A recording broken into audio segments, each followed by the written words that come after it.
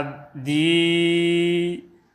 si godhanne abdii teenya beeynus badii gama tola keetii meenuu godhii aadii na hin godhirrimuuf yakka kan koolaaltee anaan jettee ufuuf na hin godhirrumuuf yakka kan koolaaltee eenaan jettee ufuuf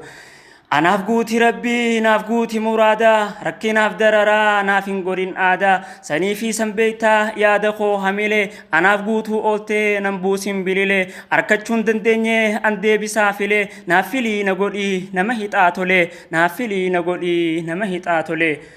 osonii fi beeytuu akkaan jiru keessaa naan dhabin ilaahii naaf godhii gargaarsaa nama waa kennaniif an tahuu baadhullee si arjaa waa kennuu nan cabsin hamilee si arjaa waa kennuu nan cabsin hamilee furmaata kee eeguufin ilaahii callisee kanii keessa kan koo rakkoon na rakkisee kaayyoo koomee qarraa duuban na hambisee siin eegaadhaa jiraa sabbaree gidiraa dirmachuu naaf godhii tumsaa diinaaf firaa muuxannoonii miti hireesumaa hiraa muuxannoonii miti hireen eesi biraa haadhaa fi abbaanuu naan tahan akka kee yaa dirmataaf tumsaa nama rakkoon rakkee rogumaa maraanuu caraqnii nu carqee sabrii osoo qabnu dhabuutti nu dirqee dirmadhuu nuuf godhii jiruu teenya warqee dirmadhuu nuuf godhii jiruu rabbii jiruu warqee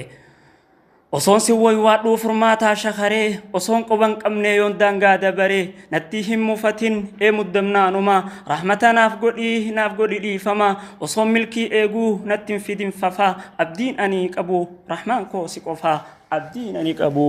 ilaahii si qofaa